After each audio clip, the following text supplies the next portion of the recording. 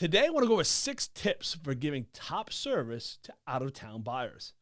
As people continue to rethink their lifestyle post-pandemic and maybe helping more and more buyers from other states who are looking for homes in your area, you'll primarily work with these types of buyers long distance and only a short in-person meeting to finalize a decision before their official move.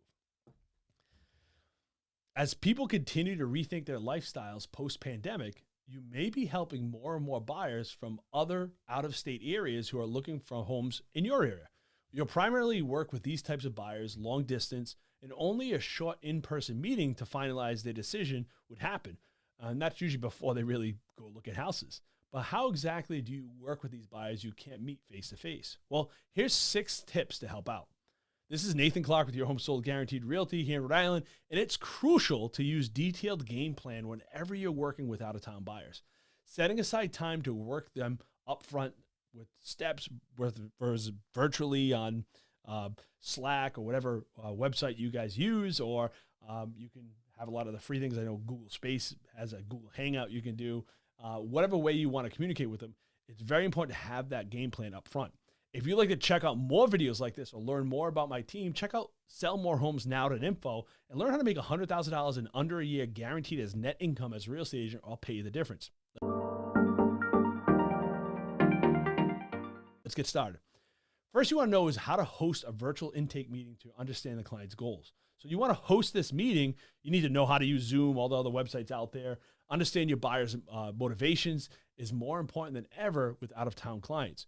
Use a virtual intake meeting as a time to fully understand all the objections and questions that they may have and get to know them in a calm and quiet environment and take detailed notes. Customize the showing based on their goals. When you ultimately create a cover page and itinerary for the showings, take the time to explain how specific aspects of the home meet the client's goals and include the purpose for virtual visiting each listing address. For example, if one of their must-haves is proximity to public transportation, have a bullet point outline the distance to each one of the closest points for public transportation. This may be just from MapQuest or whatever, but that way the buyer will see that you're supporting them and listening to their needs even when you're miles away. So one of the things a lot of times we have to do with these virtual clients, I guess is the best way to say it, is bring your cell phone and be able to connect virtually through Zoom and walk through the property with them. Is a great way to also help them, okay? They're also going to rely heavily with you with the neighborhood. Being in the fact that they're not physically there, neighborhood guides are an incredible resource for all buyers, but especially so when they're brand new to the area. Finding an unbiased source of relevant information like schools, neighborhood attractions, amenities, transportation, all in one place is not that easy. Many brokerages create their own guides, or you can go the extra mile and design your own. Create a showing schedule that isn't too stressful. This is a delicate balance between making the most out of the out-of-town buyer's visit and overwhelming them. This is when they've now physically driven or flown up here. 8 homes per day with a midpoint lunch is an ideal schedule. I really would not go over 8. I would do first 2 days, maybe 4 or 5. 8 is a lot if they only have one day. By the third day, you ideally look at homes a second time and make them final. So try to do it for a weekend. They come up Friday. You look at houses, maybe some Friday, 3 or 4 Friday, 5 or 6 on Saturday, and then revisit the properties that they want to see on Sunday. Remember to schedule lunch reservations and coffee breaks ahead of time. Consider hiring a car service. This is something we've done in the past is if, finding a place to park because you're downtown is a lot of work and stuff like that. Maybe you consider hiring a chauffeur to bring you around that they could drive around while you guys are looking at houses. It'll save a lot of time and also gives you some time in the back seat to be able to meet your clients and talk to them a little more.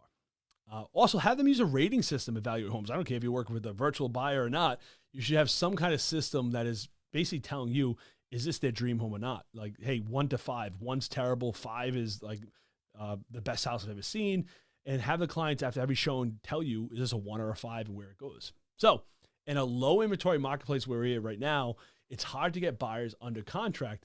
Putting systems like this in place ahead of time will help you succeed when an out-of-state buyer comes your way. And you'll all have lots of knowledge and they'll have lots of questions. You'll have lots of knowledge to help them get their homes of their dream. If you have any questions, if you'd like to get more information or like to learn more about how to make $100,000 guaranteed in 1 year or less as a real estate professional, I'll pay you the difference. feel free to give me a call at 401-288-3557 or visit me at sellmorehomesnow.info. I'm Nathan Clark, and don't forget to hit that subscribe button below, and thanks for watching.